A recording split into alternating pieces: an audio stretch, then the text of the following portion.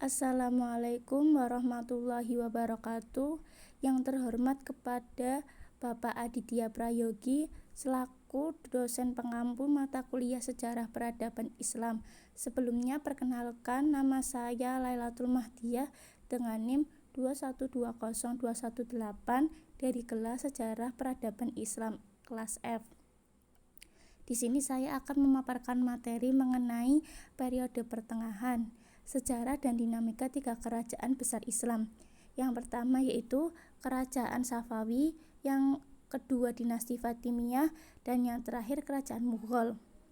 Kerajaan Safawi berdiri pada tahun 1501 sampai 1736 Masehi, berdiri selama 235 tahun.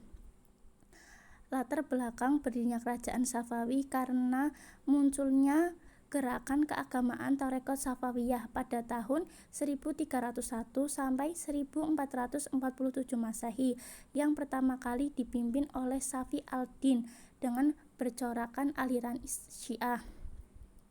Para penguasa Kerajaan Safawi, yang pertama Ismail I, yang kedua Tahmapes, yang ketiga Ismail II, yang keempat Muhammad Khudabanda, yang kelima Abbas pertama, yang keenam Safi Mirza, ketujuh Abbas II, yang ke-8 Sulaiman, yang ke-9 Husain II, yang ke-10 Tahmapes II, yang ke-11 Abbas III, yang ke-12 Sulaiman II, yang ke-13 Ismail III, 14 Husain II, dan yang terakhir Muhammad.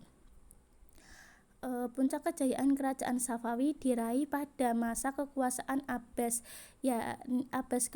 Abbas pertama terjadi pada tahun 1587 sampai 1628 Masehi, yaitu pada bidang politik ia mampu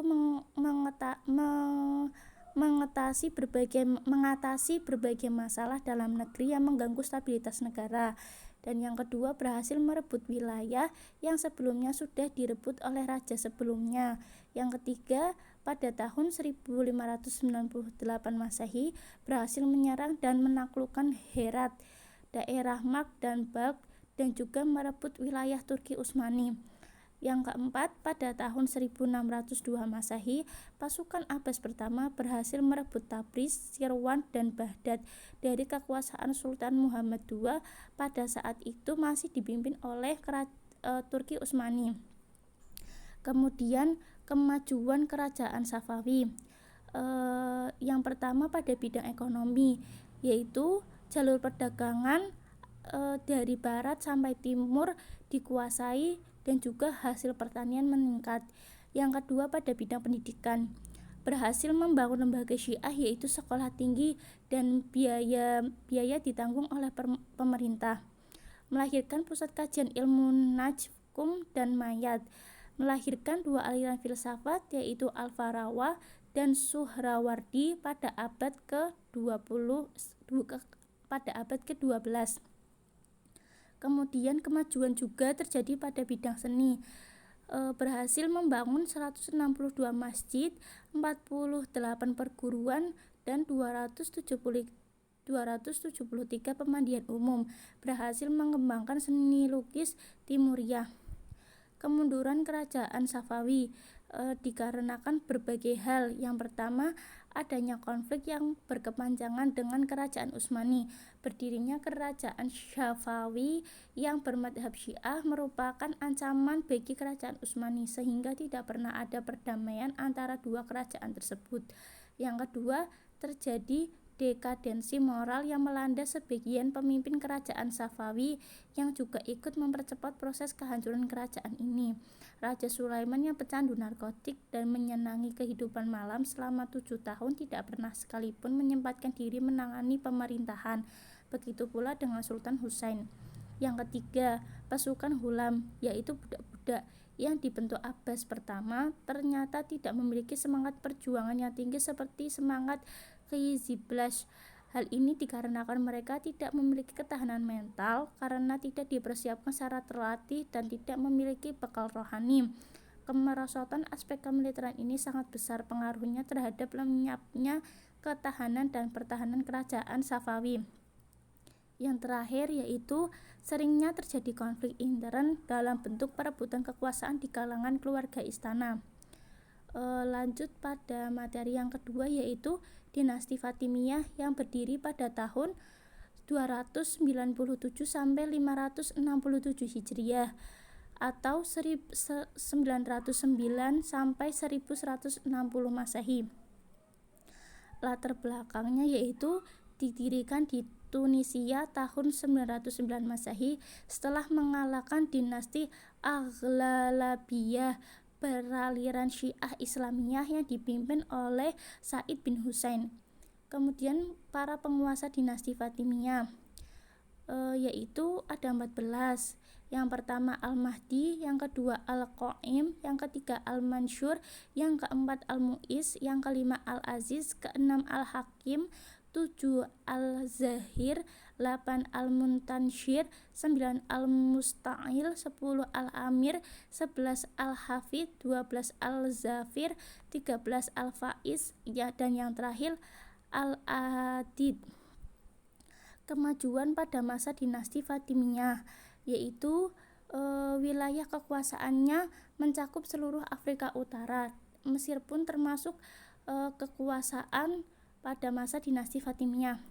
Puncak kejayaan pada masa Abu Mansur Nizal Al-Aziz yaitu pada tahun 946 sampai 952 Masehi. Kemudian perkembangan yang pesat di seluruh bidang.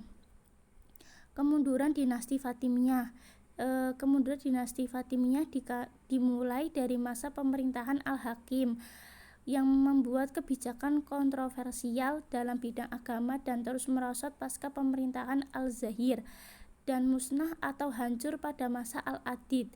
Kemunduran itu karena faktor eksternal berupa rongrongan dari penguasa luar dan rongrongan internal, perilaku Al-Hakim yang kontroversi, khalifah yang masih belia, 3 suku bangsa yang bertikai, ajaran Syiah Islamiyah yang belum sepenuhnya diterima masyarakat, dan perebutan antara Nuruddin Zinki dengan pasukan salib di Yerusalem terhadap Mesir. Poin terakhir yaitu kerajaan Mughal. Latar belakangnya yaitu kerajaan Mughal terletak di India dan ibu kotanya yaitu Delhi, didirikan oleh Zahiruddin Muhammad Babur. Para penguasa dinasti Mughal yaitu Zahiruddin Babur, kedua Humayun, ketiga Akbar, keempat Jahangir, dan yang terakhir Shah Jahan. Kemajuan dinasti Mughal. Yang pertama yaitu perluasan wilayah, kedua menganut sistem pemerintahan monarki absolut. Monarki absolut itu yaitu keputusan hukum tertinggi adalah raja. Jadi sepenuhnya keputusan yaitu berasal dari raja. Mutlak, bersifat mutlak. Yang poin ketiga, berkembang pesatnya bidang pendidikan dan ilmu pengetahuan. Yang terakhir, terdapat bangunan dengan seni arsitektur megah seperti Masjid Jami di Sambal dan Masjid Besar di Kabul. Dan yang terakhir, kemunduran dinasti Mughal disebabkan berbagai faktor. Yang pertama yaitu perebutan kekuasaan, 2 serangan bangsa Afgan dan menguatkan pengaruh Inggris, 3 campur tangan Inggris dalam urusan negeri yaitu pajak. Yang keempat, konflik dengan kaum Hindu dan Sikh, kaum mayoritas dan kaum minoritas. Dan yang terakhir, perang dagang dengan EIC. Mungkin itu saja. Mohon maaf apabila banyak tutur kata yang salah. Semoga bermanfaat. Akhirul kalam. Wassalamualaikum warahmatullahi wabarakatuh.